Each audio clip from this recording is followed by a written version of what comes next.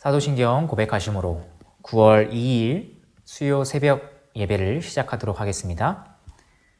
전능하사 천지를 만드신 하나님 아버지를 내가 믿사오며 그 외아들 우리 주 예수 그리스도를 믿사오니 이는 성령으로 잉태하사 동정녀 마리아에게 나시고 본디오 빌라도에게 고난을 받으사 십자가에 못 박혀 죽으시고 장사한 지 사흘 만에 죽은 자 가운데서 다시 살아나시며 하늘에 오르사 전능하신 하나님 우편에 앉아 계시다가 저리로서 산 자와 죽은 자를 심판하러 오시리라.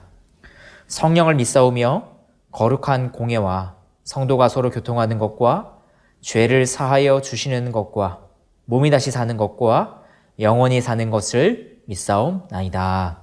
아멘.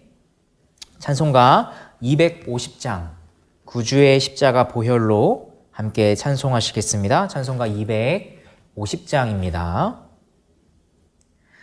구주의 십자가 보혈로 죄 씻음 받기를 원하네. 내 죄를 씻으신 주 이름 찬송합시다. 찬송합시다. 찬송합시다. 내 죄를 씻으신 주 이름 찬송합시다. 죄악을 속하여 주신 주 내 속에 들어와 계시네. 십자가 앞에서 주 이름 찬송합시다. 찬송합시다. 찬송합시다. 내 죄를 씻으신 주 이름 찬송합시다. 주 앞에 흐르는 생명수 날 씻어 정하게 하시네. 내 기쁨 정성을 다하여 찬송합시다. 찬송합시다. 찬송합시다. 내 죄를 씻으신 주 이름 찬송합시다. 내 주께 회개한 영혼은 생명수 가운데 젖었네. 흠없고 순전한 주 이름 찬송합시다. 찬송합시다. 찬송합시다. 내 죄를 씻으신 주 이름 찬송합시다.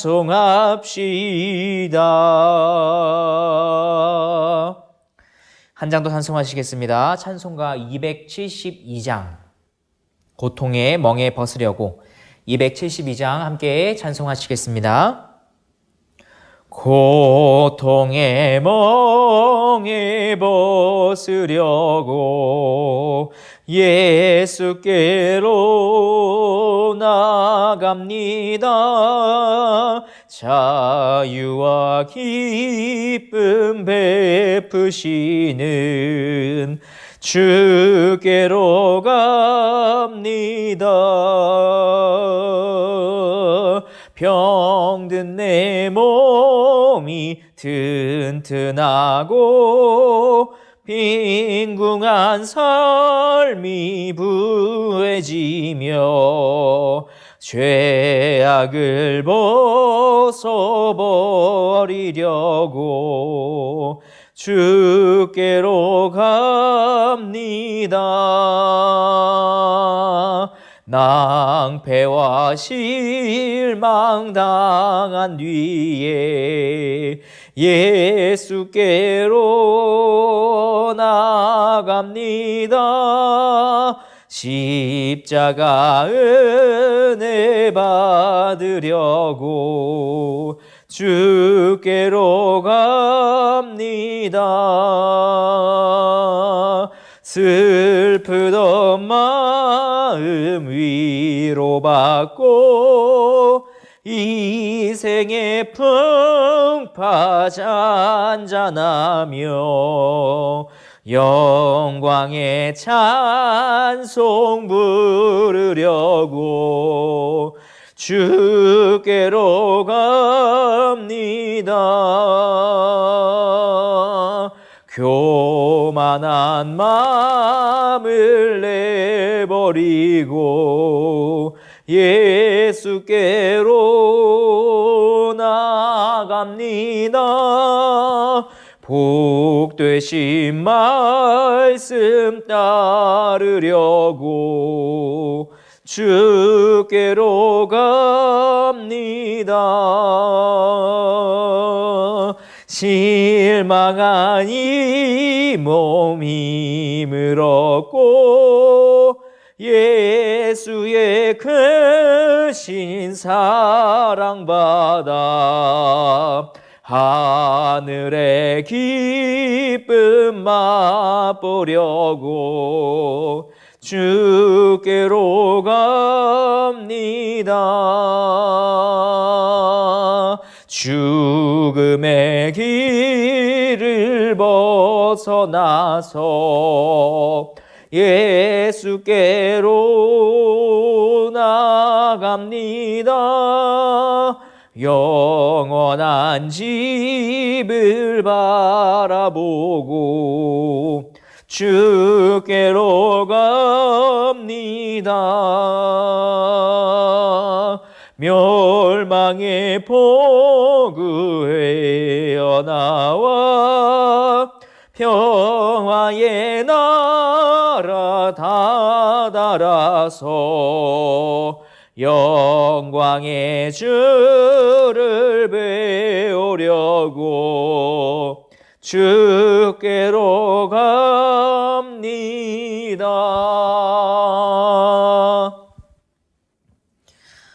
이 시간 함께 나눌 하나님 말씀 보도록 하겠습니다. 하나님 말씀은 창세기 37장 18절부터 36절까지 말씀입니다. 창세기 37장 18절부터 36절까지 말씀 다 같이 보도록 하겠습니다. 요셉이 그들에게 가까이 오기 전에 그들이 요셉을 멀리서 보고 죽이기를 꾀하여 서로 이르되 꿈꾸는 자가 오는도다. 자, 그를 죽여 한 구덩이에 던지고 우리가 말하기를 악한 짐승이 그를 잡아먹었다 하자. 그의 꿈이 어떻게 되는지를 우리가 볼 것이니라 하는지라. 르우벤이 듣고 요셉을 그들의 손에서 구원하려 하여 이르되 우리가 그의 생명은 해치지 말자. 르우벤이 또 그들에게 이르되 피를 흘리지 말라. 그를 광야 그 구덩이에 던지고 손을 그에게 대지 말라 하니 이는 그가 요셉을 그들의 손에서 구출하여 그의 아버지에게로 돌려보내려 함이었더라. 요셉이 형들에게 이르매 그의 형들이 요셉의 옷 곧 그가 입은 채색 옷을 벗기고 그를 잡아 구덩이에 던지니 그 구덩이는 빈 것이라. 그 속에 물이 없었더라. 그들이 앉아 음식을 먹다가 눈을 들어 본즉 한 무리의 이스라엘 사람들이 길르앗에서 오는데 그 낙타들의 향품과 유향과 몰약을 싣고 애굽으로 내려가는지라. 유다가 자기 형제에게 이르되 우리가 우리 동생을 죽이고 그의 피를 덮어둔들 무엇이 유익할까? 자, 그를 이스마엘 사람들에게 팔고 그에게 우리 손을 대지 말자. 그는 우리의 동생이요 우리의 혈육이니라 하매 그의 형제들이 청종하였더라. 그때 미디안 사람 상인들이 지나가고 있는지라 형들이 요셉을 구덩이에서 끌어올리고 은 20에 그를 이스마엘 사람들에게 팔매 그 상인들이 요셉을 데리고 애굽으로 갔더라. 르우벤이 돌아와 구덩이에 이르러 본즉 거기 요셉이 없는지라 옷을 찢고 아우들에게로 되돌아와서 이르되 아이가 없도다. 나는 어디로 갈까? 그들이 요셉의 옷을 가져가서 수렴소를 죽여 그 옷을 피에 적시고 그의 채색 옷을 보내어 그의 아버지에게로 가지고 가서 이르기를 우리가 이것을 발견하였으니 아버지 아들의 옷인가 보소서 하매 아버지가 그것을 알아보고 이르되 내 아들의 옷이라. 악한 짐승이 그를 잡아먹었도다. 요셉이 분명히 찢겼도다 하고 자기 옷을 찢고 굵은 배로 허리를 묶고 오래도록 그의 아들을 위하여 애통하니 그의 모든 자녀가 위로하되 그가 그 위로를 받지 아니하여 이르되 내가 슬퍼하며 수올로 내려가 아들에게로 가리라 하고 그의 아버지가 그를 위하여 울었더라. 그 미디안 사람들은 그를 애굽에서 바로의 신하 신이 제장 보디발에게 팔았더라. 아멘. 야곱은 먼 곳 세겜으로 양을 치러 떠난 아들들이 걱정되었습니다. 창세기 34장에 의하면 그 세겜 땅에서 야곱의 아들들과 한 가나안 족속 사이에 큰 분쟁이 있었기 때문입니다. 그래서 야곱은 그 세겜으로 떠난 아들들이 별탈 없이 잘 있는지 확인해 보기 위해 집에 남아 있었던 가장 사랑하는 아들 요셉을 형들에게 보내기로 결정합니다. 하지만 야곱은 자신의 이 결정으로 인해 앞으로 수십 년간 요셉을 보지 못하게 될 것이라는 것은 전혀 예상하지 못했습니다. 요셉은 아버지의 말씀을 따라 그들의 거처가 있었던 헤브론 땅에서부터 형들이 있었던 세겜에 이르는 긴 여정을 떠났습니다. 오늘날로 하면 서울에서 대략 천안 정도까지 이르는 상당히 먼 거리였습니다. 비록 우여곡절이 있었지만 요셉은 마침내 형들이 양을 치기 위해 머물러 있던 곳을 수소문하여 도착할 수 있었습니다. 중요한 것은 요셉이 맞다는 것을 형들이 멀리서부터 발견했고 알아차렸다는 것입니다. 정상적인 형제관계였다면 형들은 홀로 그 먼 길을 찾아온 요셉을 맞이하기 위해 달려나갔을 것입니다.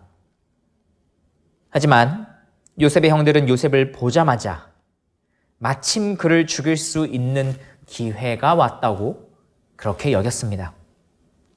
아버지의 사랑을 독차지하여 불공평한 대우를 받는 것도 화가 나는데 그 동생이 자신들 위해 군림하게 되는 꿈을 꾸었다고 스스로 자랑까지 하면서 속을 긁어 놓았기 때문입니다. 그래서 요셉의 형들은 요셉을 죽임으로 요셉이 자랑한 그 꿈이 결코 이루어지지 못하도록 적극적으로 회방하고자 했습니다. 그러나 형제들 중 첫째인 르우벤만큼은 요셉을 죽이고자 하는 다른 형제들의 계획을 말렸습니다. 본문은 당시 르우벤이 어떤 생각으로 다른 형제들을 말렸는지 우리에게 이렇게 알려줍니다. 본문 21절부터 22절입니다. 르우벤이 듣고 요셉을 그들의 손에서 구원하려 하여 이르되 우리가 그의 생명은 해치지 말자. 르우벤이 또 그들에게 이르되 피를 흘리지 말라. 그를 광야 그 구덩이에 던지고 손을 그에게 대지 말라 하니 이는 그가 요셉을 그들의 손에서 구출하여 그의 아버지에게로 돌려보내려 함이었더라. 르우벤은 요셉의 생명을 구하고 또한 요셉을 다시 아버지에게로 무사히 되돌려 보내고자 요셉을 죽여서 구덩이에 던지려고 했던 다른 형제들을 말렸습니다. 오늘 이 본문만 보면 우리는 르우벤은 다른 형제들과 달랐다고 생각할 수 있을 것입니다. 다른 형제들과는 달리 르우벤만큼은 선하다고 말이죠. 하지만 우리는 르우벤이 앞서 저지른 죄와 오늘 본문 속에서 그가 보여준 이 행동 사이에 어떤 상관관계가 있을 수 있다라고 하는 것을 잊어서는 안 됩니다. 창세기 35장 22절입니다. 이스라엘이 그 땅에 거주할 때에 르우벤이 가서 그 아버지의 첩 빌하와 동침함에 이스라엘이 이를 들었더라. 레아의 아들이었던 르우벤은 라헬의 시녀로서 야곱의 첩이 된 빌하와 동침하는 죄를 범했습니다. 아버지의 비록 첩이긴 했지만 아버지의 아내와 동침하는 죄를 범한 것이죠. 그리고 이것을 야곱은 들었다고 합니다. 이 사건은 우리에게 두 가지를 예상하게 합니다. 첫째, 르우벤은 야곱의 아들들 중 맏아들이었지만 더 이상 아버지 야곱의 신뢰를 받지 못하게 되었을 것이 분명합니다. 따라서 르우벤은 장자였음에도 불구하고 장자권 상속으로부터 배제될 가능성이 굉장히 높아졌을 것입니다. 둘째, 야곱의 아들들 중에는 이 빌하를 통해 태어난 자들도 있었습니다. 단과 납달리이죠. 이 단과 납달리의 입장에서 생각을 해보면 당연히 르우벤을 미워하게 되었을 것입니다. 그러므로 르우벤은 형제들 사이에서도 그 영향력과 발언권이 약해졌을 것이라고 우리는 생각해 볼 수 있습니다. 첫째 아들이었지만 동생들을 다스리는 그 리더로서의 영향력이 미치지 못했을 것이다 라고 생각해 볼 수 있는 것이죠. 이 두 가지가 오늘 본문에서 르우벤의 행동을 이해할 수 있게 만들어줍니다. 르우벤은 요셉을 죽이려던 다른 형제들로부터 요셉을 구출해서 아버지의 품으로 무사히 돌려보내려 했습니다. 아마도 자신을 향한 아버지의 신뢰를 회복하기 위함이었던 것은 아닐까요? 하지만 그럼에도 르우벤은 형제들을 단호하게 아예 요셉을 건들지 말라라고 단호하게 말리지 못했습니다. 다만 죽여서 구덩이에 던지려는 계획을 수정해서 그냥 구덩이에 던지자라고 계획을 잠깐 수정했을 뿐이죠. 이로 보건대 분명 르우벤은 맏아들이었음에도 불구하고 그리고 요셉의 생명이 조금도 위험에 처하면 안 되는 자신의 그 상황이 있었음에도 불구하고 형제들을 모두 말리지 못했습니다. 이로 보건대 그의 영향력이 다른 형제들에게 온전히 미치지 못하고 있었다라고 하는 것을 우리는 볼 수 있는 것이죠. 이처럼 요셉을 죽이고 싶어한 형제들과 그 사이에서도 자신의 이익을 위해 요셉을 살리고 싶어한 이 르우벤에 의해 요셉은 결국 구덩이에 빠지게 됩니다. 죽음은 모면할 수 있었죠. 하지만 구덩이에 빠지게 됩니다. 그리고 요셉이 왔다는 것을 멀리서부터 알아보았듯이 형제들은 이번에 또 멀리서 한 무리의 상인들이 오는 것을 발견하게 됩니다. 그러자 이번에는 르우벤이 아닌 다른 한 사람이 형제들에게 이런 의견을 내면서 말했습니다. 본문 26절부터 27절입니다. 유다가 자기 형제들에게 이르되 우리가 우리 동생을 죽이고 그의 피를 덮어둔들 무엇이 유익할까?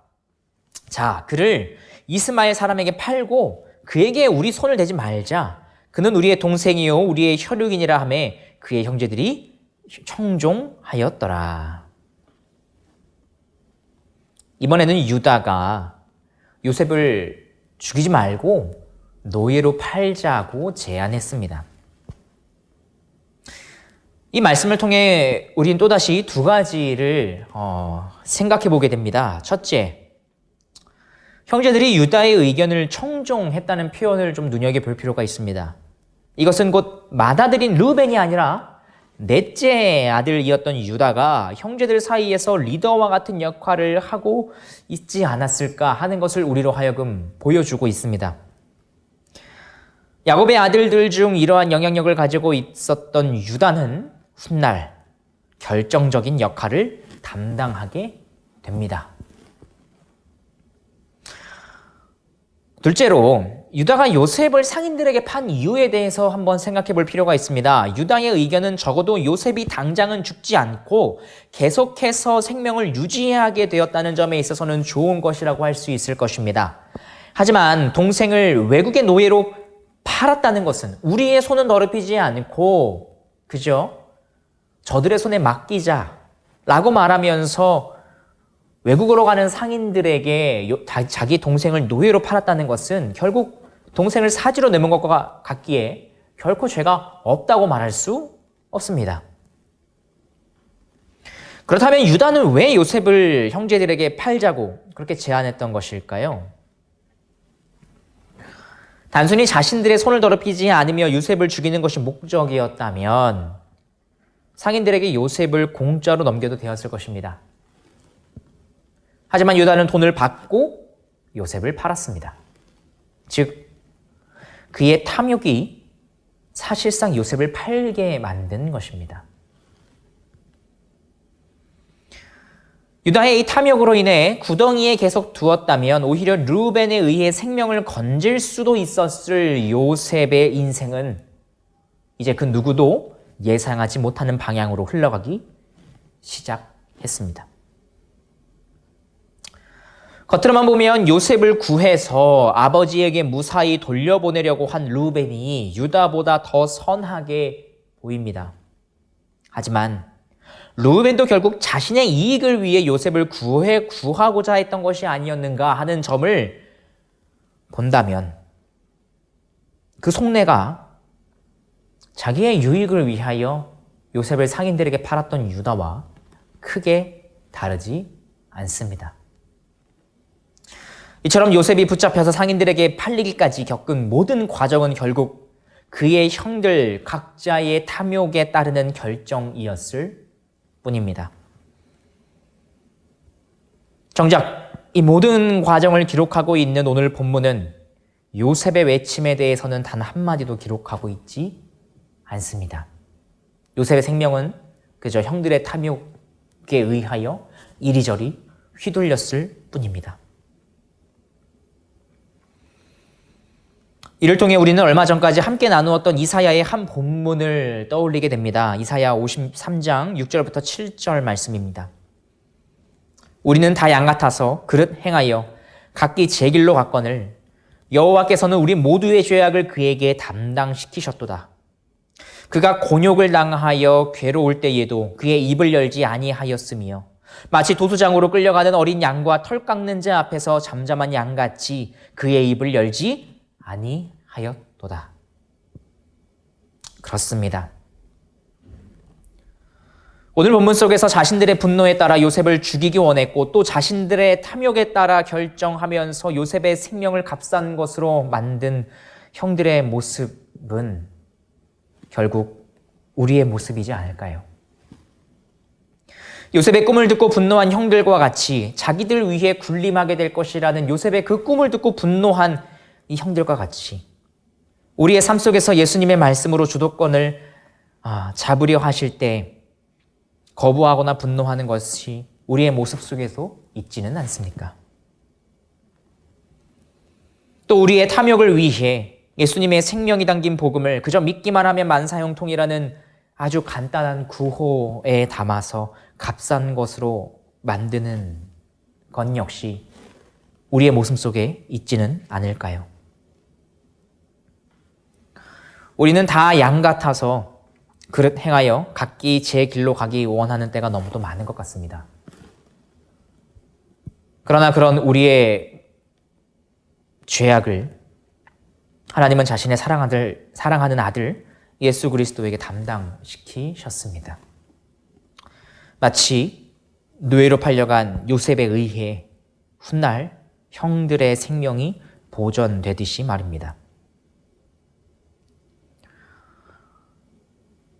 이처럼 오늘 말씀 속에서도 우리 자신의 모습을 정직하게 바라보기 원합니다. 뿐만 아니라 예수 그리스도를 또한 발견하기 원합니다. 그리하여 갈라디아서 5장 24절에서 그리스도 예수의 사람들은 육체와 함께 그 정욕과 탐심을 십자가에 못 박았느니라 라고 기록된 그 사도 바울의 가르침이 우리의 진정한 고백이 되는 그런 하루가 되시기를 주님의 이름으로 축복합니다. 기도하고 말씀 마치도록 하겠습니다. 살아계신 하나님 아버지, 오늘 말씀을 통해서 우리 자신을 되돌아보게 하시고 또한 다시금 우리가 예수 그리스도를 발견할 수 있도록 이끌어 주시옵소서. 요셉이 형들에게 꿈을 얘기해 주었을 때 그 형들이 분노했고 뿐만 아니라 그로 인하여 자신들의 결정에 따라 요셉의 생명을 귀히 여기지 않았던 것과 같이 때때로 우리도 우리를 다스리려고 주신 하나님의 말씀을 대할 때마다, 그 예수님의 말씀을 대할 때마다 어떨 때에는 마치 그것이 타당하지 않은 것 같아 보여서 화가 나기도 하고 원망이 이를 때도 있는 것은 아닌가 생각해 봅니다. 또한 우리의 탐욕에 따라 예수님의 생명을 도리어 값없는 것으로 여기고 있었던 것은 아닌지 또한 생각해 봅니다. 하나님 아버지, 오늘 말씀에서 주님께서 가르쳐 주신 이 내용에 따라서 주님께서 온전히 우리를 다스리시기를 원하는 그 마음이 우리 마음 가운데 샘솟을 수 있도록 주여 도와주시고, 뿐만 아니라 우리가 주님의 생명을 귀히 여기지 않는 것이 아니라 주님의 생명이 담긴 그 복음을 우리가 더욱 귀히 여김으로 아버지 하나님, 주님의 생명을 값싼 것으로 여기지 아니하는 우리 모든 성도들 될 수 있도록 주여 도와주시옵소서. 감사드리며 우리 구주 예수 그리스도 이름으로 기도합니다. 아멘. 하늘에 계신 우리 아버지여, 이름이 거룩히 여김을 받으시오며 나라에 임하옵시며 뜻이 하늘에서 이룬 것 같이 땅에서도 이루어지이다.